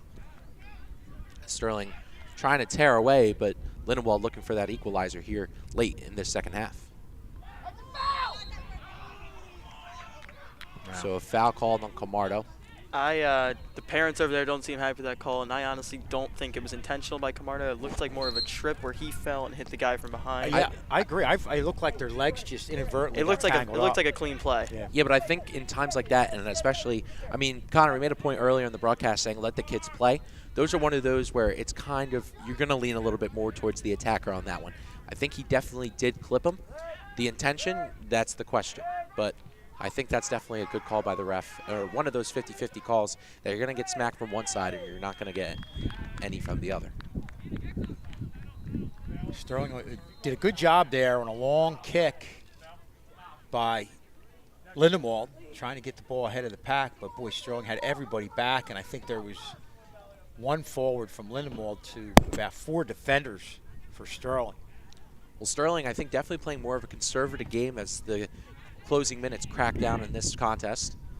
I don't think they want to push up too much, but they definitely do want to get that other goal, give them some insurance here in this contest, especially with a dangerous Lindenwold team that have proven to be dangerous in the years prior. Yeah, Dan, the way this one's going, I feel like if Sterling could put one in the net, that will probably seal the fate for Sterling. It looks like Lindenwold's going to need to focus on a little more defending for this side. But eventually, it's going to get late in the game. They're going to have to start pushing up on the defense and trying to make chances and create opportunities for them. So Reich with the throw-in. Finds Bleem. Bleem did pass it to Weitzel, but Weitzel now passes it to Bright John. Super speedy defender. Definitely having his troubles on the outside right now, though, but prevails. John surveying the field. Gets tackled from behind from a push. Yeah, that was, you extend that arm. Yep. That's an easy call to make right there. Ref going to approach. But definitely does have to keep that hand down. That was a call all day. So Sterling has another opportunity, probably around 10 to 15 yards away from the box. Very aggressive foul there. Refs are letting him play, though. I didn't see a card there either. Well, Bright John had a contest on that outside for a really long time, but Blanco skies it in now towards the box. But a good job from Lindenwold to kick that out. Dean Collins coming in with the screamer, doesn't get all of it. Finds Bright John again, back to Collins. Collins looking to get it back in, but hits it out. And Lindenwold possession will pursue.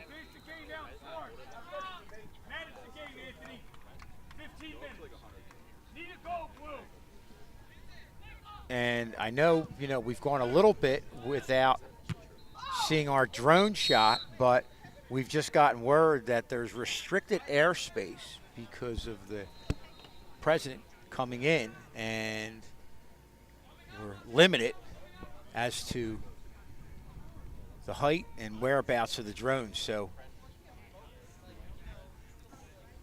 the president, vice president, everybody's coming in for the big debate tomorrow night. So it's affecting Channel 19 coverage of boys soccer.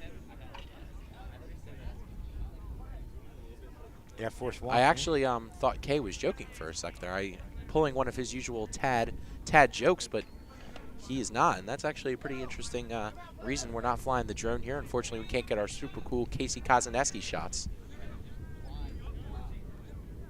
We just had to apply to fly it, which is definitely not something you hear or see every day here at Sterling TV 19. Definitely the first one of my announcing career. But nevertheless, the show must continue. We don't want to with see or without the drone shot. Casey Kazaneski end up on some Homeland Security watch list or anything. No, that's like not that. good. So that wouldn't be good. Can't pitch in this spring season for the Silver Knights. Right. One of their. Also can't hoop for Justin Barringer in the winter. Yeah, that's right. Thank you for my correction, Connor. So going back on offense is Lindenwold, but that one goes out. We now have permission from the President of the United States or or the government to fly this drone to stream Sterling Soccer as we get our beautiful shot there. We had to apply to fly the drone, and we got it. So definitely one of the more interesting things that have happened here on this very crazy broadcast. After we didn't start on time, stuff has been technically difficult, and now the President of the United States is flying in, and we had to take down our drone. But nevertheless, Casey Kaz and his wonderful flying abilities are back. Oh, Johnny Orlino, our graphics guy, is flying it. Johnny O, proving his multi-talented abilities here at Sterling TV 19 It's a nice move by Lindenwold offense. That's number 27, Caro Reyes. Now, Dan, I'm going to go back to what I was saying about Lindenwold focusing on defense for a little bit there. This is the time where they're really going to need to go up on offense. They have to get one in the next, I believe I heard the ref say 6 minutes. So really winding down here. So our time's pretty on point at the moment. With about 6 minutes left as Rosano finds John on the outside. John trying to use his speed and a big tackle from the Lindenwold defender. This game's getting real physical on the Very outsides. physical on the outsides. Sprite John stays down for an extra second after a very physical tackle. As the ref signals for substitution potentially, as we're looking in replay. That's it. That's it. was on the ball. That looked a little cleaner, yeah. It looked a little cleaner than our vantage point over here. Over here, obviously we're on the complete other side, but we're going to get a nice shot from the bird cage. Yeah, I mean, he did catch a little bit of John, but I think he caught the ball first. I think with the ref's Definitely call. squarely got the ball. Yeah. Yeah. And he definitely, I mean, definitely a big physical tackle. And honestly, it's pretty clean. So that was a good attempt. And Bright's been getting beat up this game all over the outsides. Remember earlier he was limping off, and now he's going to come out for Carson Wiley. Carson Wiley bringing a bit of physicality here for Sterling. Connor, you mentioned how, we're running out of time here for Lindenwold, and they need to get some bodies in the offensive end. I'm sure we'll see that, especially in light of the fact that they've had limited offensive opportunities. So that's even more of a reason to kind of get things going and move people up as soon as you can right here. Yeah, to use a football thing again is the time of possession. Sterling definitely has dominated that today. They've been in Lindenwold's defensive side most of the game. This is the time, though, for Lindenwold to get an offensive chance and even it up here with a little under 6 minutes to go unofficially. And a foul called on Anthony Ortiz. Or not a foul, but a whistle. You'll see as time's going on here, players are getting fatigued and tired, and they're starting to be a little more sloppy as the game goes on. That's something you'll see a lot, I think sloppy, yeah, sloppy is definitely the right word for that. I think they're going to get a little more physical, trying to outwill their opponent at this point. And Rosano tries to push into the defense, but a nice defensive play there from Lindenwold to keep that in. And Ethan Weitzel tries to attack the ball and does, coming out with it. Trying to make a move and gets it back. Ethan Weitzel doing a great job this game in this contest, making some players miss, as there's another one. And a foul on Lindenwold. Sterling looking to up the tempo pretty quickly, trying to catch Lindenwold off guard, looking for Rosano. Rosano trying to use his long legs to get there, but can't. I like how Sterling's handling this. If Lindenwold has a far kick, you see Sterling get everybody back. They definitely have the advantage in numbers, but at the same time, Sterling's not able to push or not afraid to push on the offensive end, and you're seeing that right here with an opportunity of a throw-in fairly deep in the Lindenwold zone. Yeah, Sterling's really pushing up here. It's a good opportunity, but as you can also see on the last drive there is Sterling dropped way back in the defensive territory and just subbed another defender on.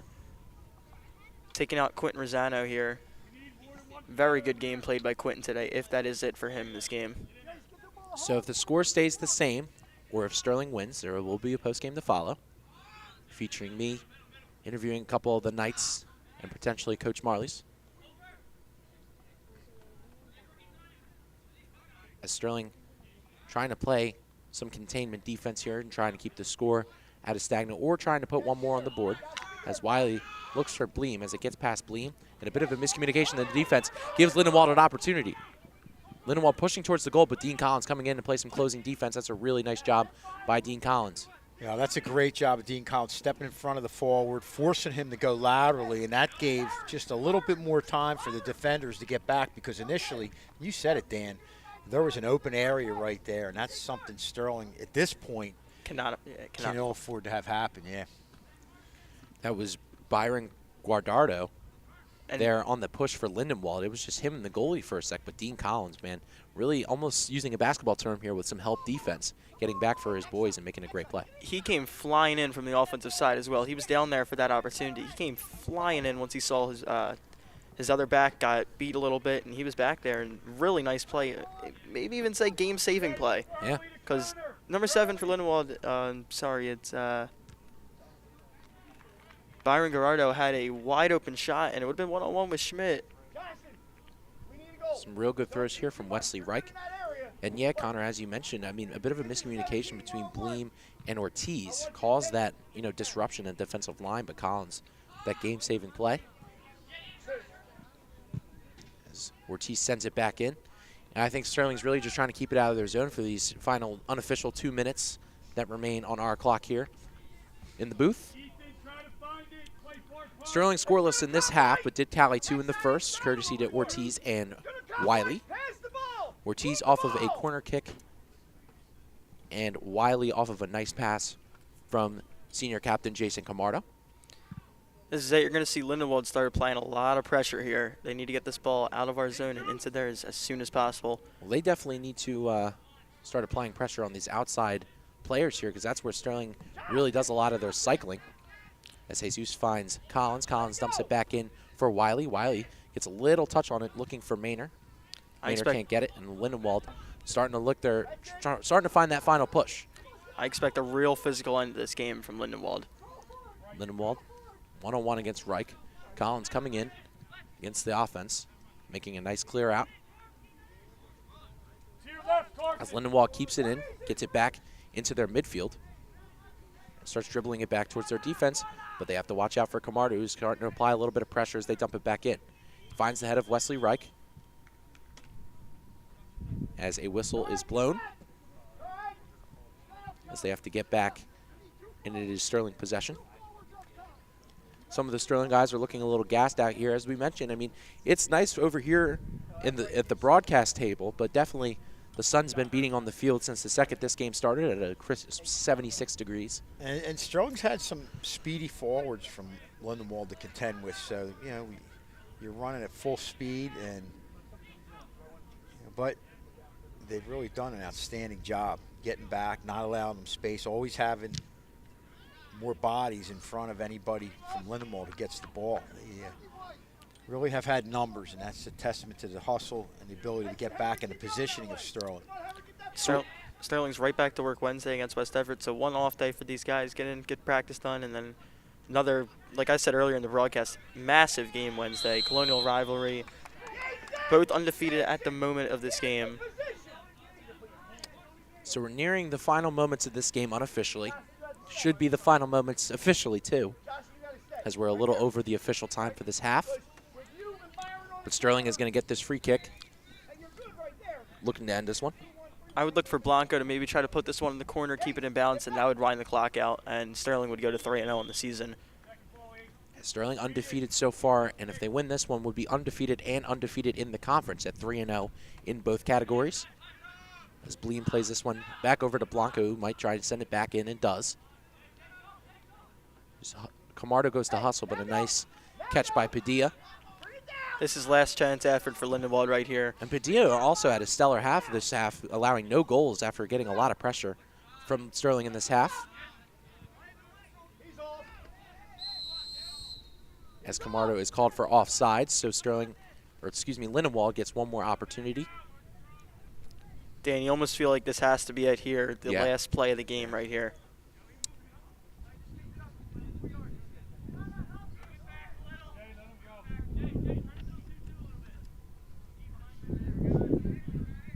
Lindenwold trying some tactics here to give him a little bit more of an advantage as he moves it up just a little bit and fires it towards the Sterling side of the field as Carson Wiley plays it over to Weitzel. Weitzel just looking for the clear, gets it. Should be the final moments of this one. Here. As Lindenwold tries to push into the zone, but Sterling's backline still playing some stellar defense, playing all the way till the end, even while being a little bit of gas. Wesley Reich showing a bit of his stamina here late in this one, cuts back, trying to find Bleem, does. Bleem with a bit of a powerful touch, doesn't get it. Bleem does get it back though, as he pushes forward. So whistle is blown on Bleem.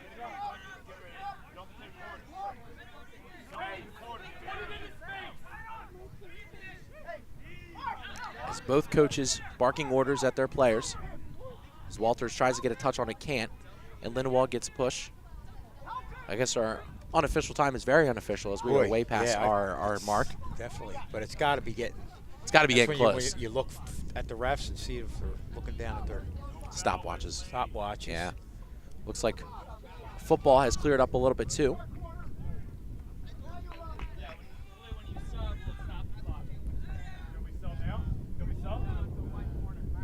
So it's corner kick awarded to Lindenwold. I heard the ref say, blue, when you sub, we will stop the clock. So this might be the last chance for Lindenwold here in this contest to maybe send this one into some overtime play. So Lindenwold has the corner as he fires it. Gets it in the box, but a nice clear by Sterling. Great defense there by the Knights. Sterling's done a great job of not allowing any type of space whatsoever for Lindenwold when they get the ball in front of the net. And this should close it out right here, getting the ball all the way down to the other end. I don't know that there's enough time to get another opportunity. We were way off here with our time. So there's a handball called on the Knights as a substitution should be coming for the Knights.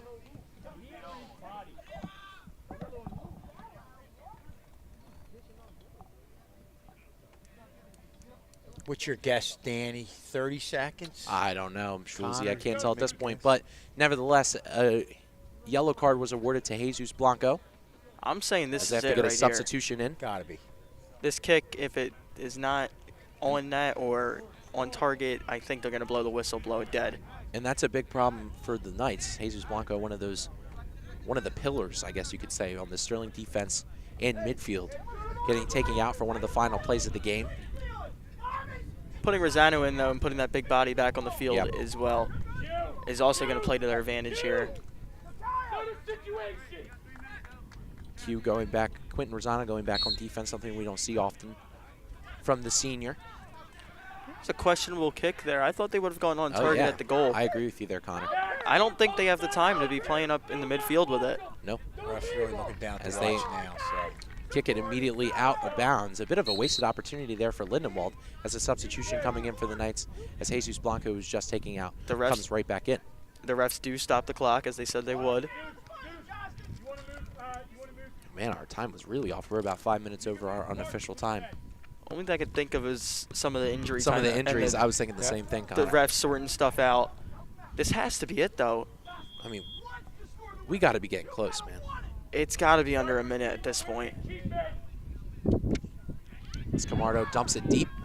Sterling trying to get a little bit of insurance for however much time is left in this game as Camardo is getting physical on the outside with the Lindenwold defender. As Lindenwold tries to increase their chances. Back to Maynard. Maynard in the middle of the field, dances around with it, tries to put a shot on goal and doesn't. That's good defense from Lindenwold as they dump it deep, but Blanco's there to be that brick wall as he always is.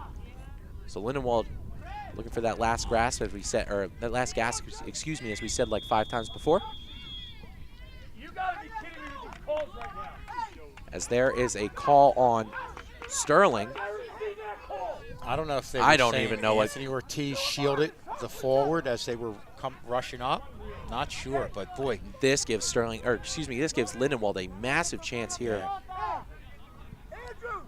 They've had more opportunities in the last 3 minutes than they have almost in the whole second half. Yeah, that's pretty crazy. I mean, and this is a free kick that is definitely makeable for Padilla, who No scored doubt. one earlier. Now, guys, I will say it. This has to be it now.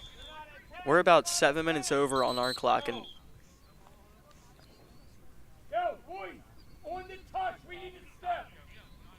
Do not leave him out, Jay. Or D, you got him. and a massive chance here for Lindenwold. This is a big chance. Padilla scored that screamer off a free kick earlier.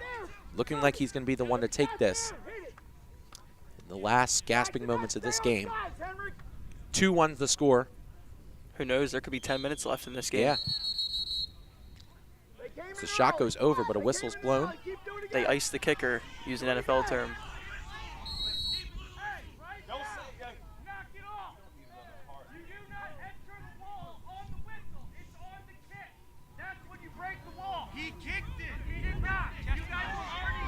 Okay, they were saying that So- they came in on the whistle, not on the kick. You can't advance or move until the kick.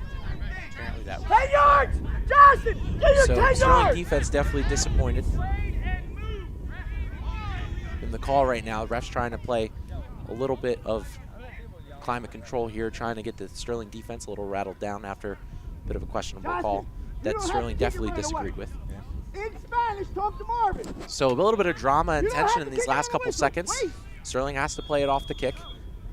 That is the kick. And Padilla shoots it wide. Have we ever gone over interest? Sterling very victorious celebration after a very dangerous Padilla cannot get that one on net. And I just heard Coach Snyder and the ref talk. There's 2 minutes to play in this game. We are way over on our clock. We thought it was the dying moments of the game. There was a ton of stoppages for injuries and long moments and stuff like that. So we apologize here at Sterling TV 19 for not being a little bit more accurate with our time. We're trying the best we can here in the truck and here at the broadcast booth. We can only see what we can see.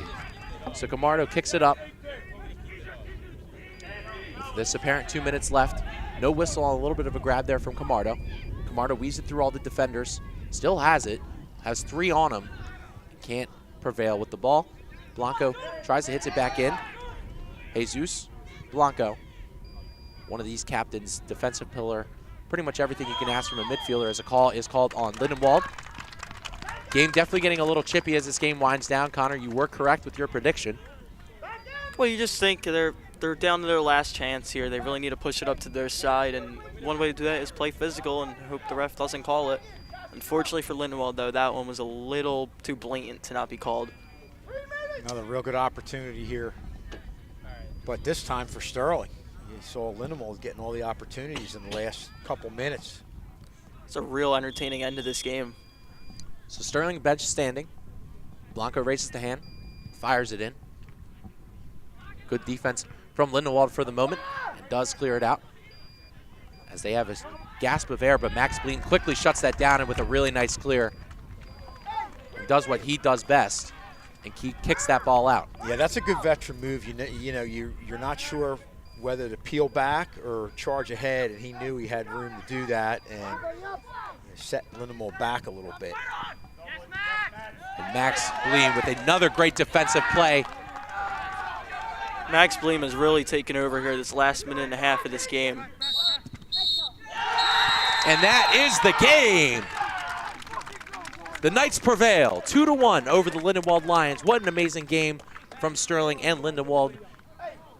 Definitely got chippy towards the end, and one of the better games we've covered so far this year. Well, you know, Lindenwold had everybody up.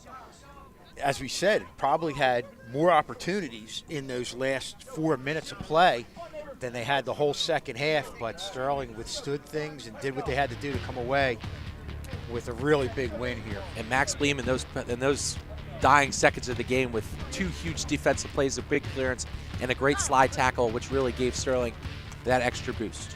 Yeah, this was a great game all around, guys.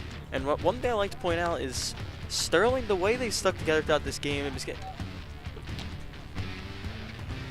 So that'll do it here on the broadcast. 2-1 was the final score. We will be back with the post game in just a few seconds. We'll be right back. Yeah, look at this door. You can't open the locker. Look at this shoes he's wearing.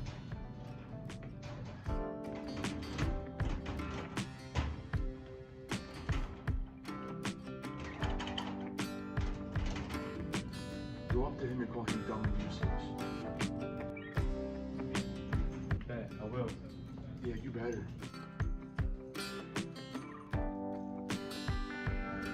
Hey man, do you need help opening your locker? Yeah, thank you.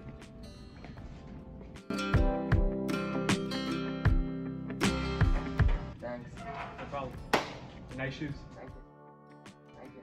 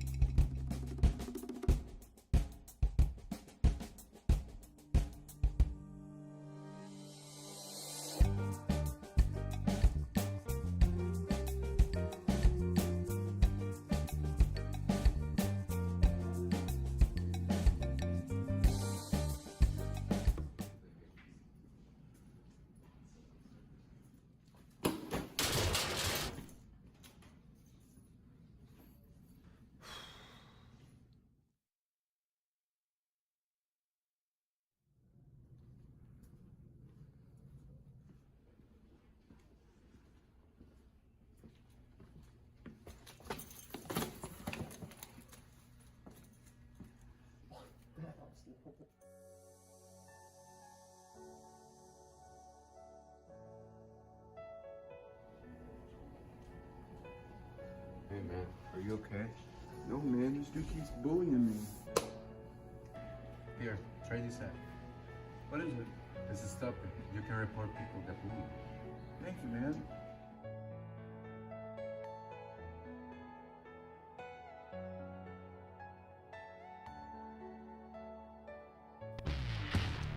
And we're back here. I'm over here on the sidelines. We unfortunately could not get some of the Sterling players on for the post game, but Sterling did prevail over the Lindenwold Lions 2-1 to end this game. And on this beautiful Monday afternoon, we're going to close it out here on Sterling TV 19.